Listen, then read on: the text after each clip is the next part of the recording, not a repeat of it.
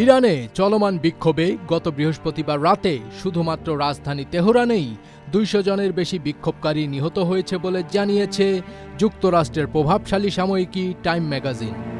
সেই রাতে বিক্ষোভকারীরা সহিংস হয়ে ওঠেন এবং পুলিশের ওপর আক্রমণাত্মক হয়ে ওঠেন। এর এক পর্যায়ে নিরাপত্তা বাহিনী পাল্টা জবাবে ব্যাপক গুলিবর্ষণ করলে প্রায় ২০০ জন বিক্ষোভকারী নিহত হন। এই ঘটনায় আহতের সংখ্যা এখনও জানা যায়নি, তবে ধারণা করা হচ্ছে এতে প্রায় ২ সহস্রাধিক আন্দোলনকারী আহত হয়েছেন, যার মধ্যে কয়েকজনের অবস্থা বেশ আশঙ্কাজনক।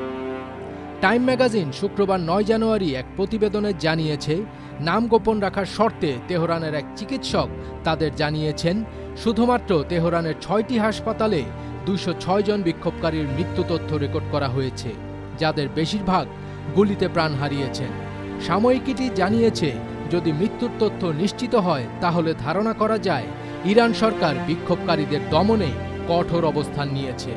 এর সঙ্গে এটি যুক্তরাষ্ট্রের প্রেসিডেন্ট ডোনাল্ড ট্রাম্পের সতর্কতাকে উপেক্ষা করা হবে। তিনি হুমকি দিয়ে বলেছিলেন, ইরান যদি বিক্ষোভকারীদের হত্যা করে তাহলে খামেনি সরকারকে চড়া মূল্য দিতে হবে। এদিকে ইরানের সামরিক ও রাজনৈতিক বিশ্লেষকরা বলছেন, এই আন্দোলনের মূল ষড়যন্ত্রকারী যুক্তরাষ্ট্র এবং ইসরায়েল।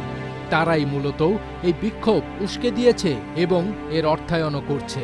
গত ২৮ ডিসেম্বর শুরু হওয়া এই আন্দোলন এখন পর্যন্ত ৩১টি শহরে ছড়িয়েছে। বৃহস্পতিবার রাতের তীব্র আন্দোলনের পর শুক্রবার রাতেও হাজার হাজার মানুষ তেহরান সহ অন্যান্য জায়গায় জড়ো হয়েছেন। ওই চিকিৎসক টাইমস ম্যাগাজিনকে বলেছেন, শুক্রবার হাসপাতাল থেকে এসব মরদেহ সরিয়ে ফেলা হয়েছে।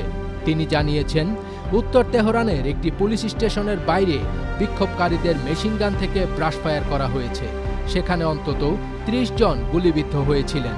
নিহতদের বেশিরভাগ তরুণ বলে জানিয়েছেন সেই চিকিৎসক। তবে হতাহতের সংখ্যা স্বাধীনভাবে যাচাই করতে পারেনি বলে জানিয়েছে টাইমস ম্যাগাজিন। ফাজবির তাজ, এটিএন বাংলা।